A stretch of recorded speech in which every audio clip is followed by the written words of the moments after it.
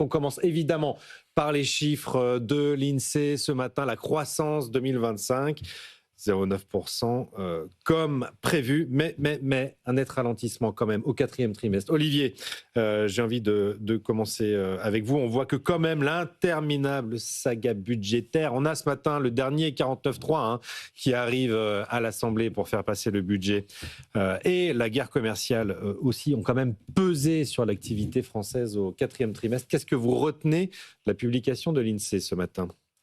Non, ce qu'il faut retenir, c'est que au fond, 0,9% de croissance sur un an. Puis si on met les trimestres bout à bout, c'est ce qu'on appelle en termes techniques le glissement annuel, c'est-à-dire la croissance entre fin 2024 et 2025, on est plutôt même un peu au-dessus d'1%. En fait, la France croît à son rythme potentiel. En fait, elle est sur sa vitesse de croisière, celle qui est permise à la fois par le développement de sa productivité tendancielle et par la croissance de sa population active.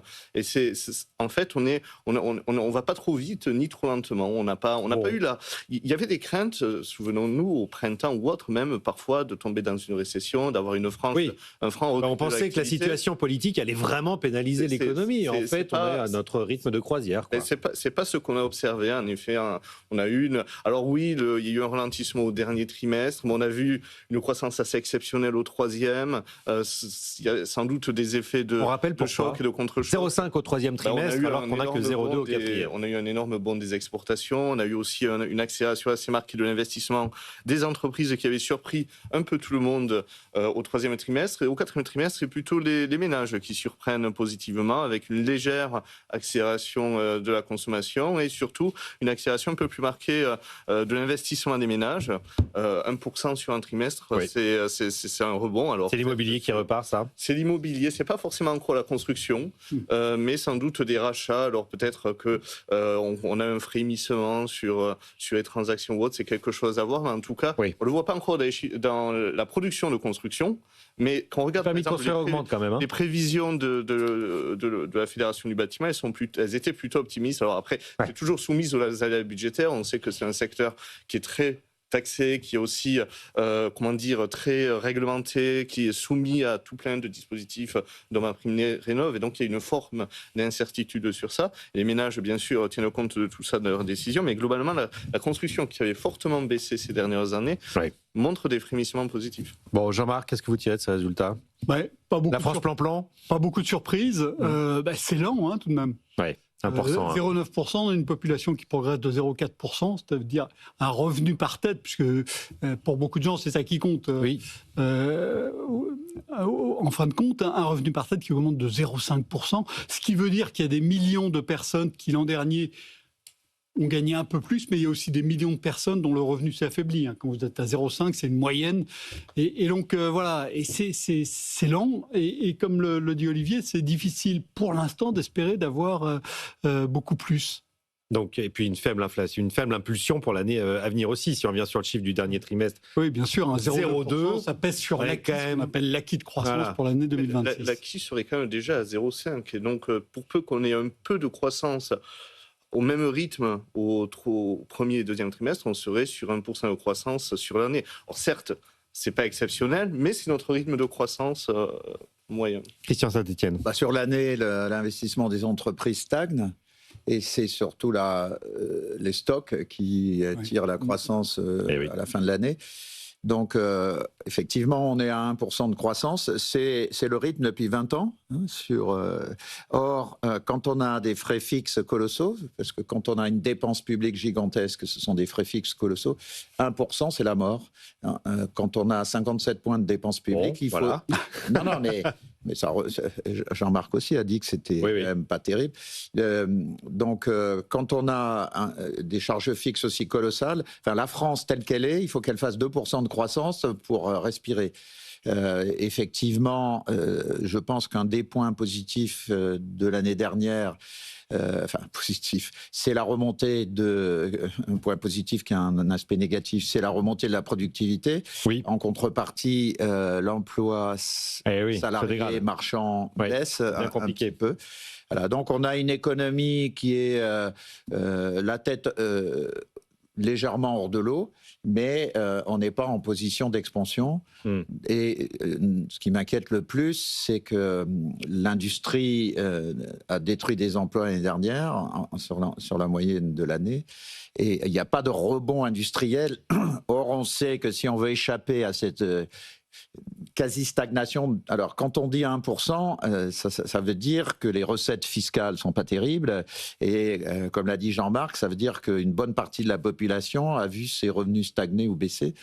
Donc, c'est pas satisfaisant du tout. Là, ça fait 20 ans qu'on est planté parce qu'on n'a pas de vision stratégique, on n'investit pas là où il faut. On va en parler dans quelques instants, mais l'absence de... Enfin, c'est des sujets dont on parle depuis 20 ans. L'absence de fonds de pension font qu'on ne peut pas tenir nos entreprises. Elles sont vendues à l'étranger. Quand on vend à l'étranger, on sait très bien les conséquences. Oui. Il est rarissime que ça se traduise par une augmentation de l'investissement. Généralement, les entreprises viennent chercher des parts de marché. Donc, tant qu'on ne fait pas des réformes de structure, tant qu'on a 500 milliards sur les livrets A qui dorment, 2000 milliards sur l'assurance vie qui finance la dépense publique, enfin la dette publique, on est dans une situation... Voilà, on a la tête hors de l'eau. On est condamné à une forme de stagnation, quoi. Hein, si je vous entends bien, Christian Saint-Etienne. Tout le monde est d'accord autour de la table. J'ai l'impression autour de ça, et donc ça ne bougera pas à court terme jusqu'en 2027. Quoi. Le sujet est quand même politique. Hein. 1% de croissance. On n'est pas les seuls, hein, c'est vrai. Hein. Olivier Rodoules. On fait un peu mieux que d'autres, on fait un peu mieux que les Allemands, moins bien que les Espagnols, mais ce rythme de croissance moyenne, c'est celui du cœur des pays européens, distingué vraiment de la périphérie. Qui a une croissance. L'Espagne est à 3%, enfin, entre 2 et 3%. L'Espagne qui reçoit beaucoup d'argent du plan de relance européen, mais aussi qui est sur une phase de rattrapage où elle rattrape encore les dégâts commis durant la dernière décennie. Mais l'Espagne se distingue, c'est vrai, mais si on prend l'Allemagne et les Pays-Bas, la moyenne de la zone euro, on est plutôt autour de 1% de croissance. Mais est-ce que ça veut dire que structurellement, on est à ce niveau de croissance, ou est-ce que l'exemple espagnol ne montre pas que si on faisait des réformes, si on libérait un peu les normes, l'économie de manière générale, bref, un peu d'air, on pourrait aller plus loin, parce qu'on ne mène pas tous les mêmes politiques économiques dans tous les pays de l'Union européenne. Il faudrait peut-être regarder l'exemple américain, où on est quand même là, pour le coup, sur 2% de croissance de la productivité au cours des 5 dernières années, ce qui est 4 fois plus que la croissance moyenne de la productivité pour l'Europe. Donc là,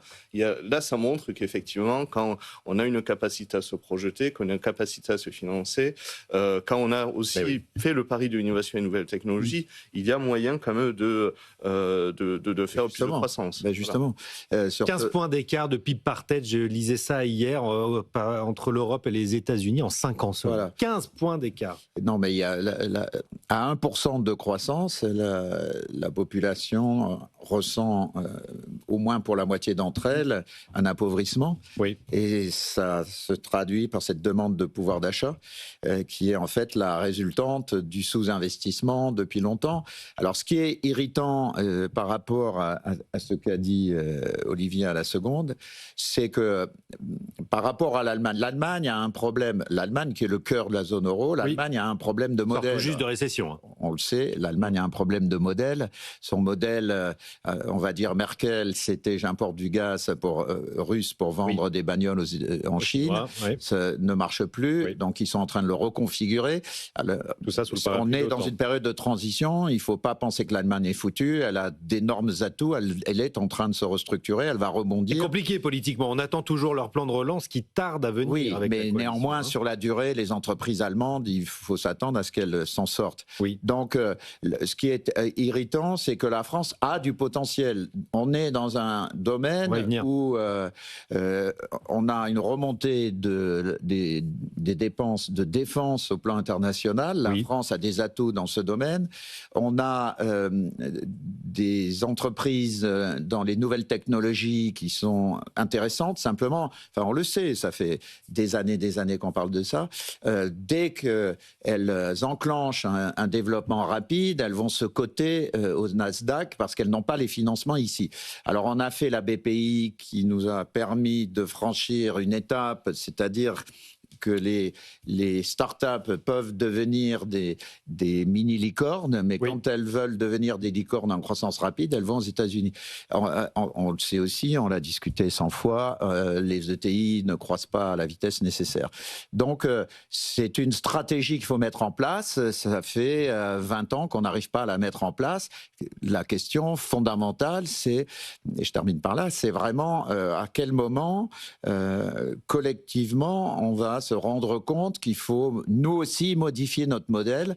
Le modèle allemand, c'était ce que je viens de dire. Le modèle français, c'est la dépense publique qui crée la richesse. Est-ce que cette prise de conscience, on va l'avoir en France? On a de la ressource en France quand même, et on a envie d'être fiers de notre pays.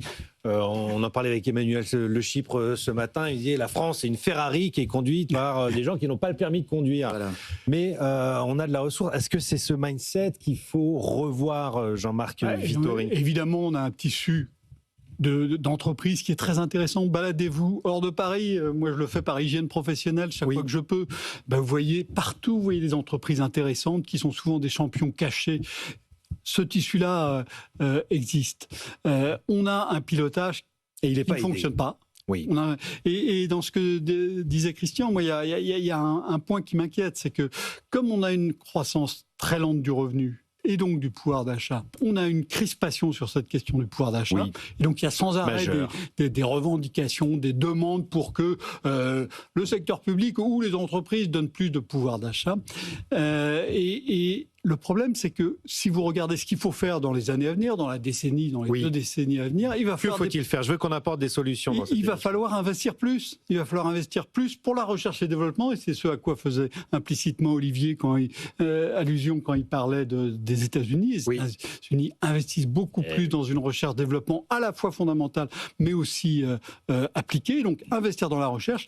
Il va falloir investir dans la transition énergétique plus qu'on ne le fait, et c'est absolument indispensable pour des raisons de CO2 qu'on émet dans la planète, mais aussi pour des raisons de souveraineté. Si vous en doutez encore, ce qui se passe depuis 4 ans le prouve à l'évidence. Et puis, il va falloir aussi investir plus dans la défense. Donc, il va falloir de l'argent. Il va falloir prendre de l'argent. On n'a pas vraiment pour l'instant, cher Jean-Marc. Et donc, il y a une contradiction fondamentale parce qu'il va falloir investir redresser plus, les comptes publics aussi. Aller vite et... Laissons même de côté cette histoire des comptes publics pour l'instant. Il va falloir investir plus. Et donc, ça veut dire alléger le poids de la consommation dans un pays où il y a une obsession du pouvoir d'achat. Eh oui. La France n'est pas le seul. Si vous regardez la question de l'affordability qui envahit le débat politique américain, on a même un thème qui est voisin, et ça s'explique aussi par des questions de répartition. Mais en France, la crispation est particulièrement forte, et depuis des décennies, les politiques racontent on va vous augmenter votre pouvoir d'achat. Et tant qu'on est dans cette dialectique-là, c'est très compliqué d'investir davantage. Que l'État nous explique qu'il va nous aider pour le pouvoir d'achat, c'est une faribole politique. Alors, est-ce que c'est un mensonge? Non, parce que de fait, en fait, on voit que les prestations sociales contribuent très largement au pouvoir d'achat, en fait. Les salaires sont à peu près la moitié. Prestations sur endettement. Alors, il y a les prestations, effectivement, et puis dans les prestations sociales, c'est large, parce qu'il y a les retraites, il y a aussi, au fond, l'assurance maladie, etc. Et puis après, un ensemble de prestations de revenus qui sont plus petites, comme la prime d'activité, mais qui, quand même, va être augmentée. Mais ça constitue quand même une partie importante du revenu des ménages. En fait, les salaires, c'est à peu près la moitié du revenu des ménages, et le reste, c'est des revenus financiers, c'est aussi des revenus de prestations. Du transfert, oui. Mais peut-être que le sujet, alors je vais m'inscrire un petit peu entre les deux sur est-ce que le sujet, c'est que la moitié des ménages ne gagnent pas en pouvoir d'achat? C'est pas forcément ça le sujet. En fait, on voit des pays qui ont beaucoup de croissance, et forcément, en fait, ça veut dire que si on a des entrepreneurs, des mois ils gagnent, des mois ils gagnent pas. Ça veut dire qu'il y a des rallocations de marché du travail, donc il y a des gens qui font des bons salariaux et d'autres qui doivent rechercher un emploi.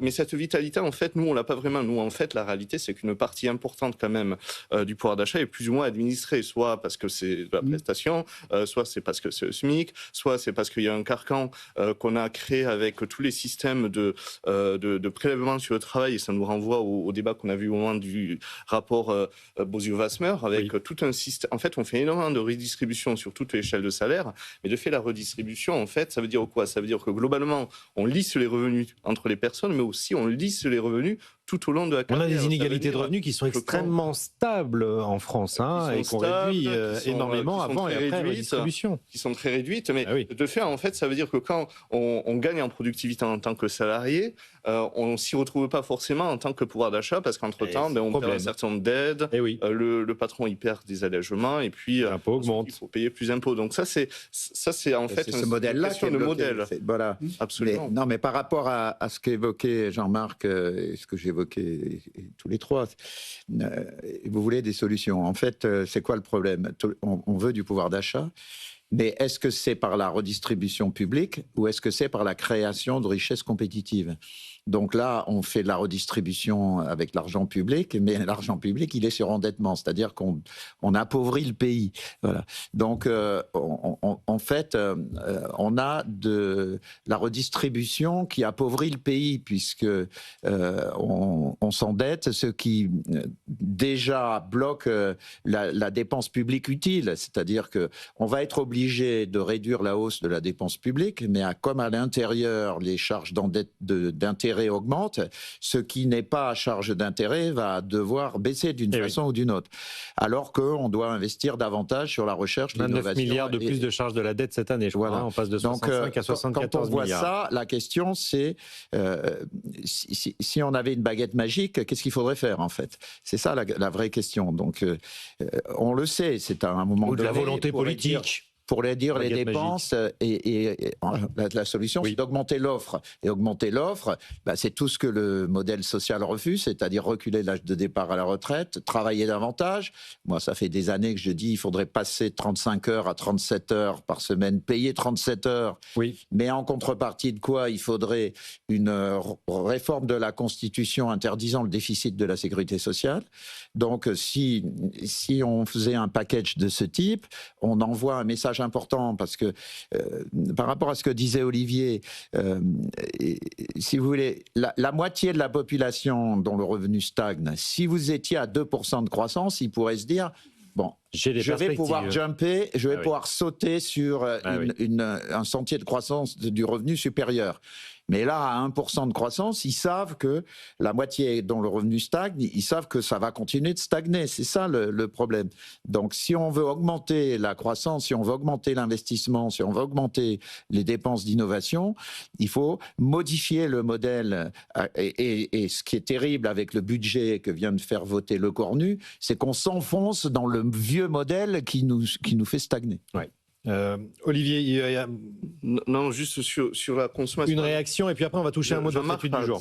Effectivement, notre modèle est structurellement basé sur la consommation, mais ces dernières années, la consommation nous a fait plutôt défaut. Et en fait, on est dans un modèle assez pervers, où même le déficit public, à la limite, s'il soutenait vraiment la consommation, je dirais, bon, certes, on fait du ça fait de la croissance ou autre, mais non, en fait, il se retrouve dans de l'épargne. En fait, on a juste une opération financière où on augmente le patrimoine, notamment des seniors qui épargnent une large partie des gains qu'ils ont eu en retraite, et de l'autre côté, on a un déficit public qui s'accroît. Donc là, on est rentré dans une dynamique assez perverse de ce point de vue-là.